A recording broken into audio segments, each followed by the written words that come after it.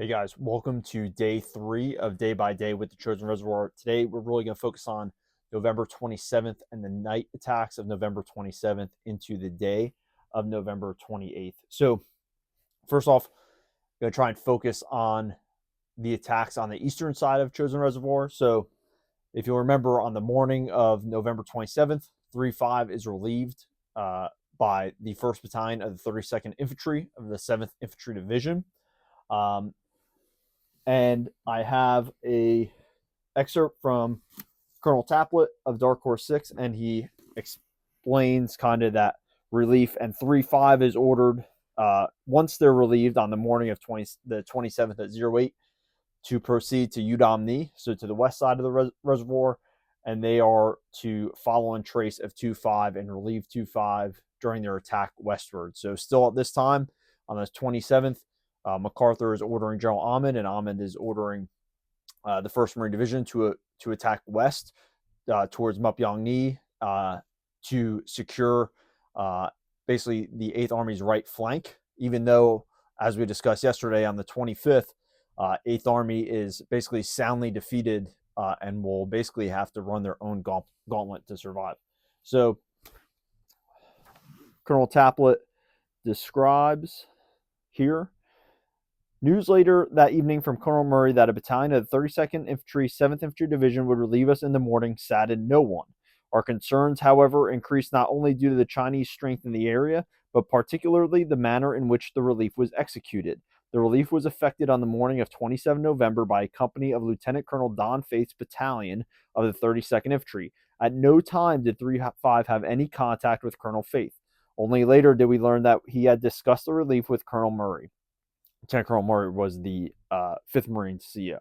When we departed our positions, one of my staff officers said, "It looks like another typical Army relief." I had never felt such relief during my stay in Korea as I did in ridding ourselves of this perilous position and be on our way elsewhere, not knowing that it would be into near disaster. We were jumping from the frying pan into the fires of Udom-Ni. Once again, X-Corps orders to General O.P. Smith's division changed from an advance north out of Udom-Ni to an attack to the west to ease the heavy Chinese presence on the 8th Army, some 40 to 50 miles to the west. The 5th Marines, now instead of advancing to the east side of the reservoir, would now pass through the 7th Marine defenses around the villages of Udom-Ni and attack Mupyong-Ni to the west.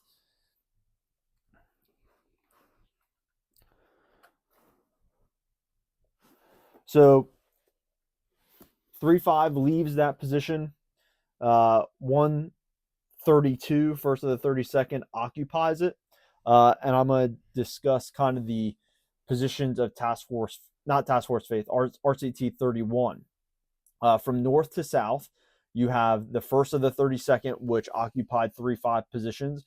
And just a note about that is those Marine positions are pretty well built. They had good fields of fire, good bunkers. However, the Army units were a little bit undermanned compared to the Marine units. They also had some like Korean conscripts filling out their ranks. So not all the positions were occupied.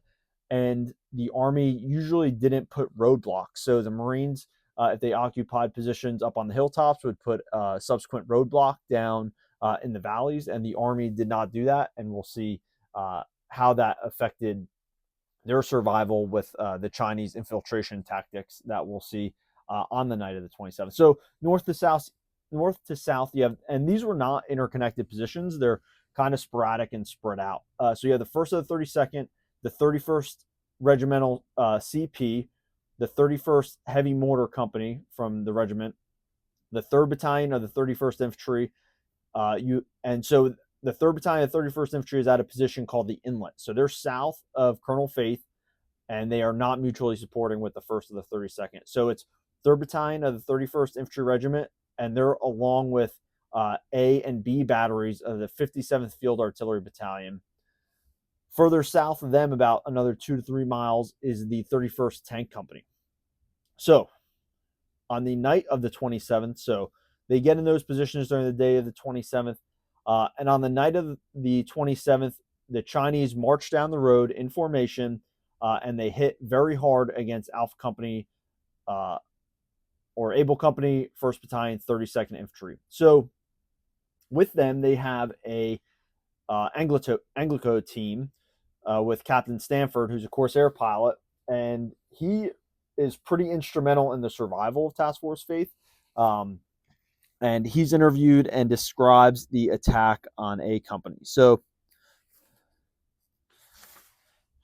in preparation for the attack north the next morning, so they were again ordered to attack north the next morning, Lieutenant Colonel Faith late in the afternoon had ordered Captain Edward P. Stamford, USMC, the forward air controller with the battalion, to move his tactical air control party to A Company's position so that he would be in a position to run air support if needed during the attack.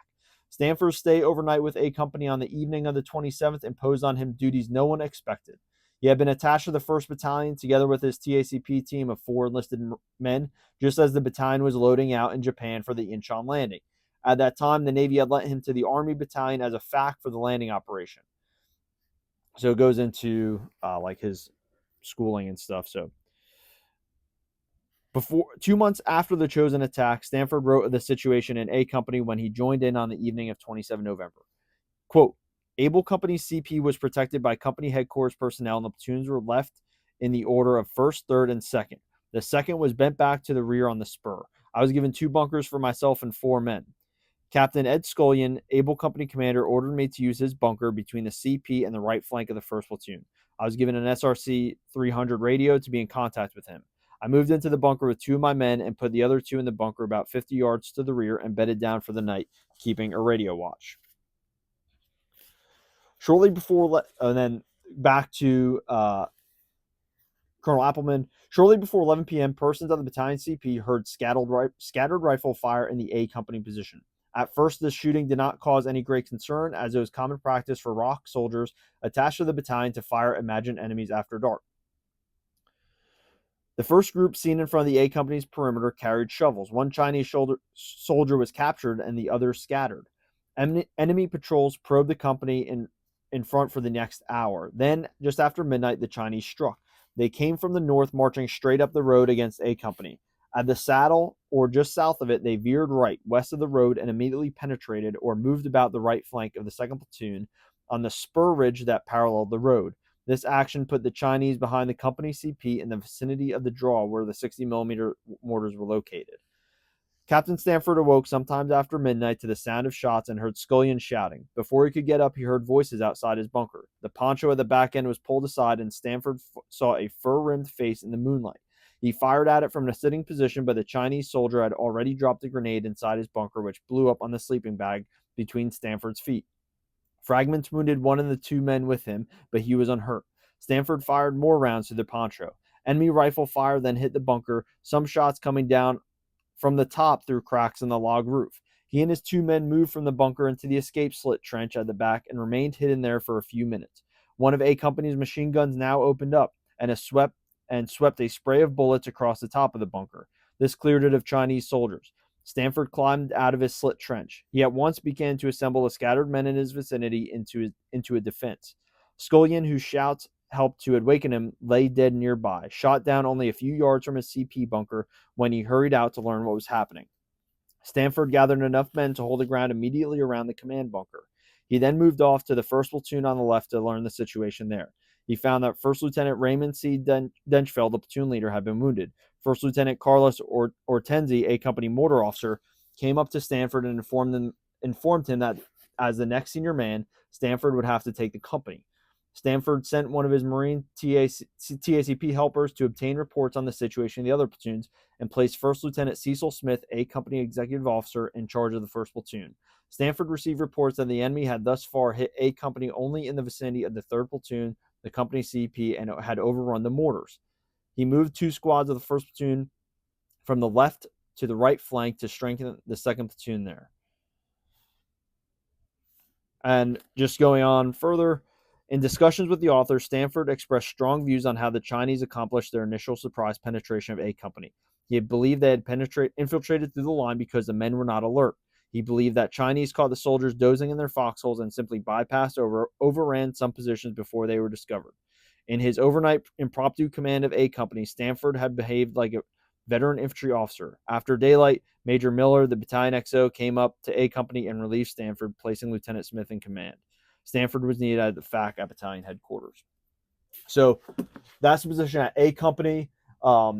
As well, there's a wedge driven between B and C companies, which isn't really consolidated until the next day when Lieutenant Colonel Faith bands together some headquarters and service personnel, forms them as infantry platoons, and basically takes that back personally. Down further at the inlet, so these positions are not mutually supporting. So this is 3rd Battalion of the 32nd Infantry and Alpha and Baker Able and Baker batteries of the 57th Field Artillery Battalion. They're almost completely overrun. All 3 rifle companies of the 3rd of the 32nd are overrun. They mostly fall back and either form like consolidated small perimeters, or most of the perimeter falls back to Bravo Battery. For whatever reason, Bravo Battery had good defenses, and most of the battalion plus forms around Bravo Battery's positions. The next morning, pockets of survivors fight to clear out their own positions. Formal counterattack is made to clear the inlet, and Able Battery's guns are recovered as well. So the tank company is down further south. They're at Hudong Ni, and they're more or less untouched. They have 22 tanks. Probably Chinese reconnaissance determined that wasn't a feasible attack for them. But during the evening, the medical company comes through their position, and they say, hey, we need to get north to the 31st Regimental Combat Team. This tank platoon leader, who's a lieutenant, tells a senior officer, hey, it's probably not safe. The medical company leaves anyways. They get ambushed at a hairpin turn, and about 40 or 50 vehicles are destroyed, as well as the entire medical company. So not only a ton of valuable medical supplies, but doctors, medics, things that probably could save a lot of lives for the men of the Regimental Combat Team later.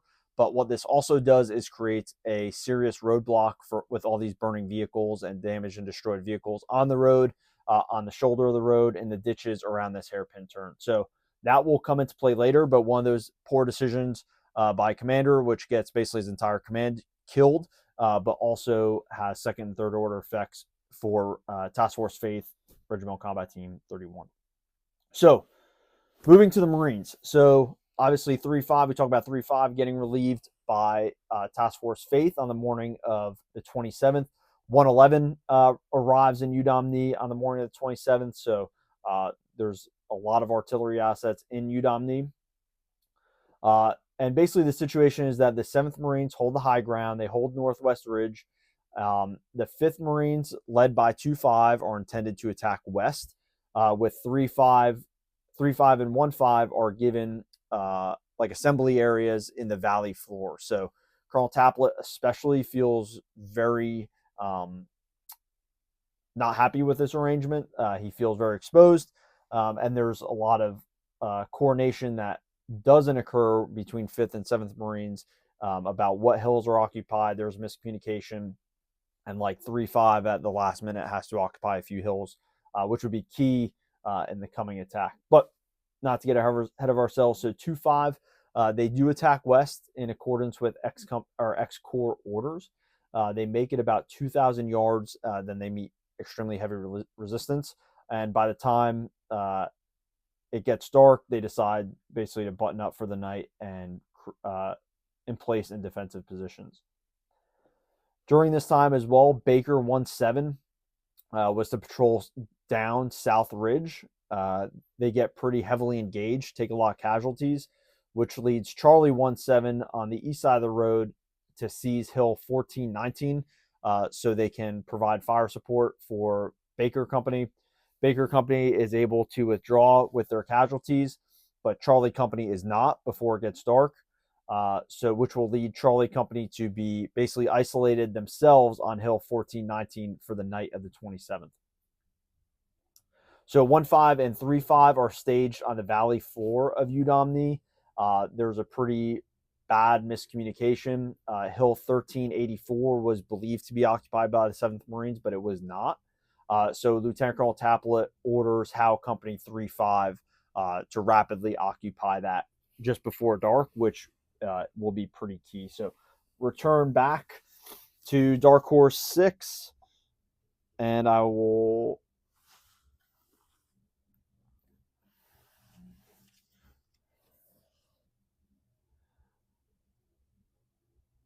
So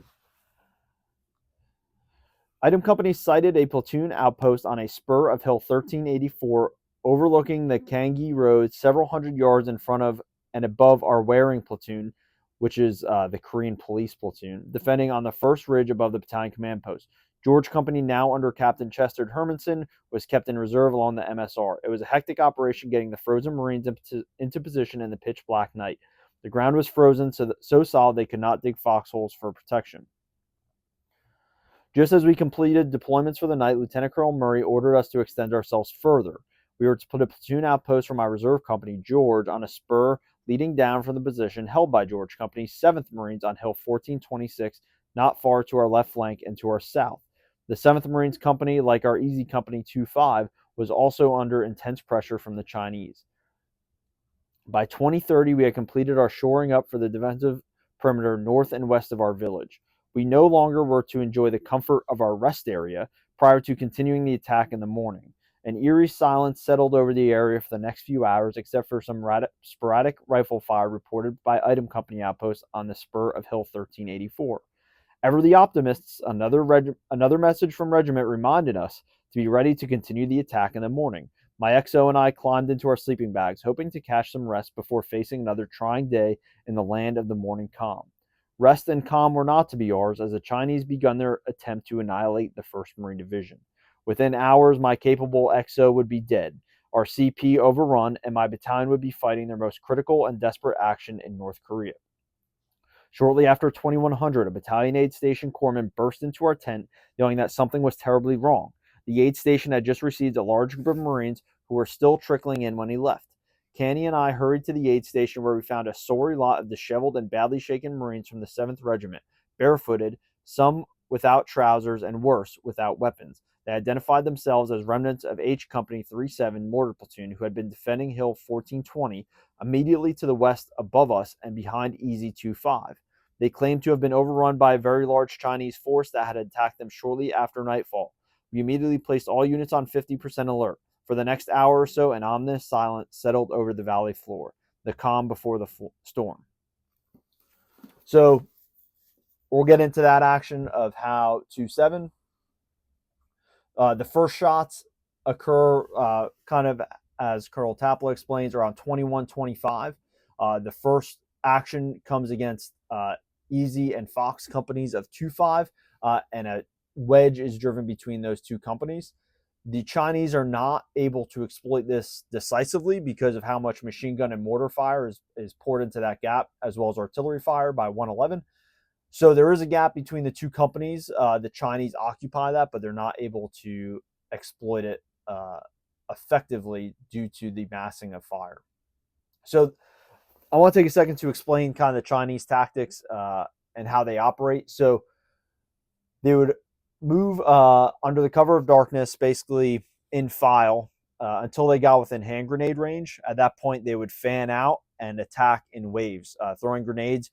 A lot were armed with Thompson submachine guns, 45 caliber, which were given to the nationalist Chinese by the U.S. during World War II. So they do have a ton of small arms fire capabilities as well as grenades.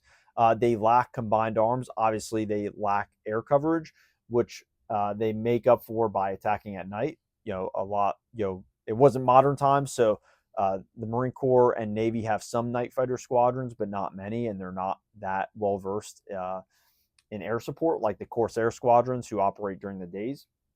So the Chinese attempt to get as close to the lines as possible and overwhelm, and kind of like running water, just infiltrate past units. So that's why it's so important that a lot of the Marine units had roadblocks on the valley floors and on the MSR, because the Chinese would rather just run down the road past your position on the high ground and attack the rear of your battalion instead of engaging you directly, and they'd rather isolate you. So the Army units which occupied the high ground but did not defend the low ground, whether by fire or physical presence, found themselves isolated, and if they didn't have the will to fight, in many occasions broke because they weren't established in 360-degree positions or what have you. So at 21:35, like we hear from Colonel Taplet, How Company 37, the right flank platoon, gets overrun on Hill 1403, as well as the mortar platoon gets overrun and their mortars captured. That company is ordered to withdraw at 04, and they have to conduct a fighting withdrawal. So think they're fighting basically from 2135. They have a platoon overrun on their flank, and they isolated, continue to hold out for over 6 hours. How Company on 35, How Company 35, they're located on Hill 1384. They're basically killing all the Chinese that are bypassing How Company 37, and the next morning they see about 250 Chinese killed across the draw. So the Chinese that overrun How 37 come down into the valley floor of Udamni, and we hear about basically the 3-5 executive officer gets killed. Colonel Taplett is operating the battalion from his blackout tent, which is under fire from the high ground, as well as basically has to place a radio operator at the door with a machine gun so he can continue operating his battalion.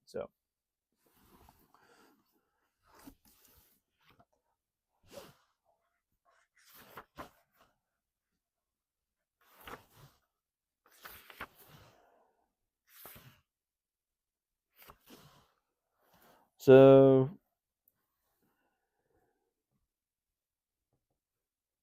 by now, every available man and our staff officers had manned firing positions. In spite of this desperate action, our command post security personnel were badly mauled as the Chinese began to enter and shoot up the battalion CP inner security.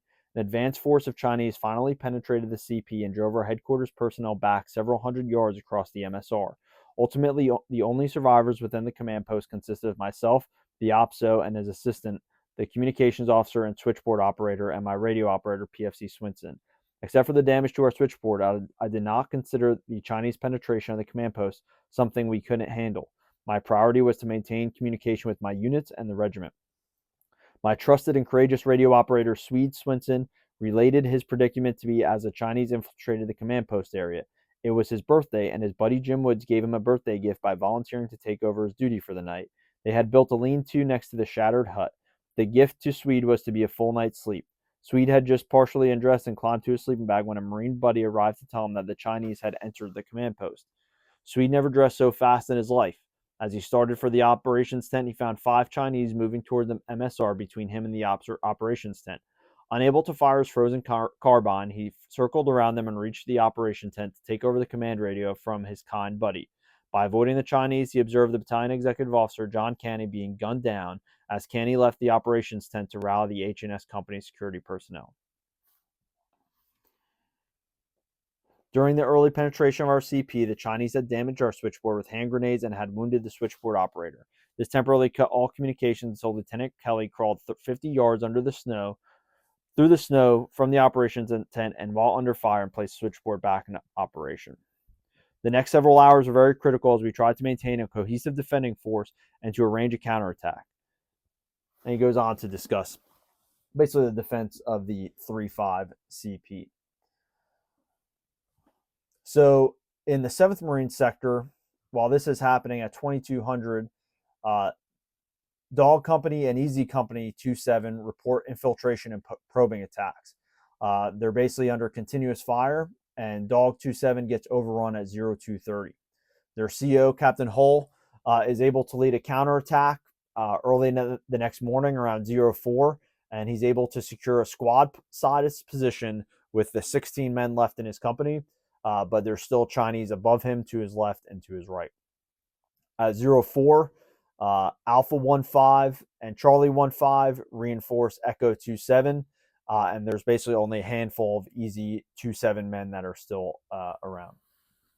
So I'm going to go now to the Marine Corps history and read about that. Meanwhile, the center and rear of Easy Company's perimeter was reduced to the chaos of a last stand. Yancey, already wounded, was hit again as he tried to reorganize a few Marine survivors on the peak. First Lieutenant Leonard M. Clements, the other platoon leader, fell wounded, as did Lieutenant William Schreier of the mortar section and Lieutenant Schneider. Captain Phillips, hurling grenades in the midst of the melee, was killed. His XO, First Lieutenant Raymond O'Ball, took command of Company E, shouting out encouragement as he lay immobilized by 2 wounds. He was hit several more times before he lapsed into unconsciousness and died after reaching the aid station. Lieutenant Snyder took command.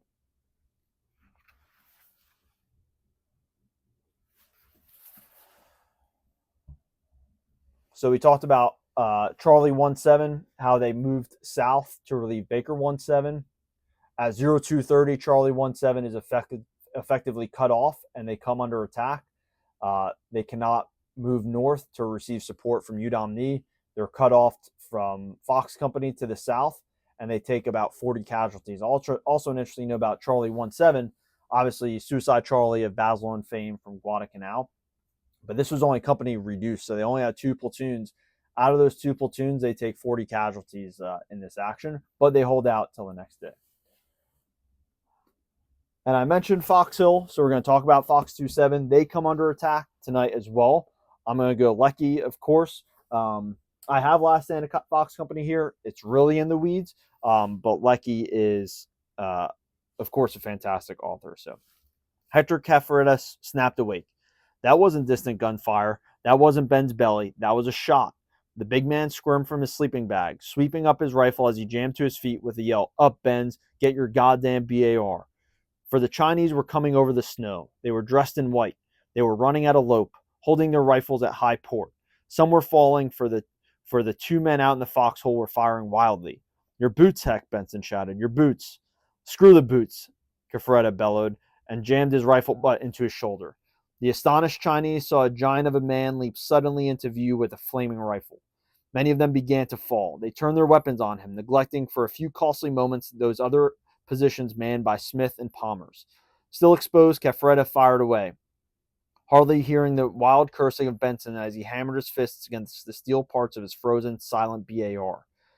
Caffaretta fired unhurriedly, lining them up and squeezing them off, for he was a marksman who was chary with his bullets. The toll was deadly. Perhaps a dozen Chinese perished under that awful accuracy before Caffaretta's rifle quit cold on him. Now neither he nor Benson had weapons. The first grenades thrown by the oncoming enemy had wounded Lieutenant Brady and Sergeant Phillips. They were out of action. 2 other mortarmen were wounded, 2 others killed. It was up to PFC O'Leary to keep the little stovetops popping at the enemy. "Up on the hill, O'Leary," Captain Barber shouted. He had already withdrawn his command post to higher ground, and now he was up on the lines. O'Leary hastened to obey. Within minutes, the men on the lines and Captain Barber heard the welcome sounds of Marine mortar shells crunching among the attackers. But the Chinese were replying with grenades. They fell in showers on the positions of Smith and Palmers. Still, their guns continued to chatter and dance, spitting orange flame into the night, with here and there a fat red tracer curving outward on a wild arc. A potato masher fell in Palmer's pit. The men flung themselves to the ground. It went off. No one was hurt. 2 more sailed in. These too exploded. There were cries of pain, but no one was seriously wounded. A 4th grenade arched over. It landed on Palmer's helmet, exploding at the instant of contact. Palmer sank to the earth. One of the Marine machine guns fell silent. It had jammed. In an instant, a whistle shrilled above the din of the battle, and a Chinese squad had veered and come charging at the silent position. The gunner swore, yanked his automatic pistol from his holster. He jumped to his feet and fired. He killed 6 Chinese. The others were cut down by the crossfire from Smith's position. Again a whistle. Again a new direction of Chinese attack, and now it was the trench occupied by Smith's fire team that would receive the full fury of the assault. The Chinese closed, screaming, hurling grenades and brandishing their bayonets. Within and around that trench, it was as though someone were playing with a light switch, flipping it on and off, the way grenades landed and exploded, landed and roared a light. Everyone in it was dead or wounded when a big man suddenly jumped inside, to be followed by a roaring giant who bellowed, "Give me a rifle, give me a rifle. Mine won't work." A wounded Marine shoved a rifle into Caffaretta's hands. "Here," he shouted, "you shoot while I load." Once more, Caffaretta stood erect to take the enemy under fire. He shot off clip after clip, stooping to exchange an emptied rifle for a freshly loaded one. Smoke curled upward from the barrel guard, sometimes leaping into flame. He smothered them with snow and fired on. A grenade landed on the parapet. Caffaretta kicked it away. Another. Again the kick. A third fell in the trench. Caffaretta seized it and threw just as it exploded. The blast tore flesh from his pinky. A satchel charge sailed in. Everyone who could move leaped outside. It exploded. They jumped back in among the now dead wounded. Again, a grenade hissed in among them. Benson seized it and threw. It went off before his eyes.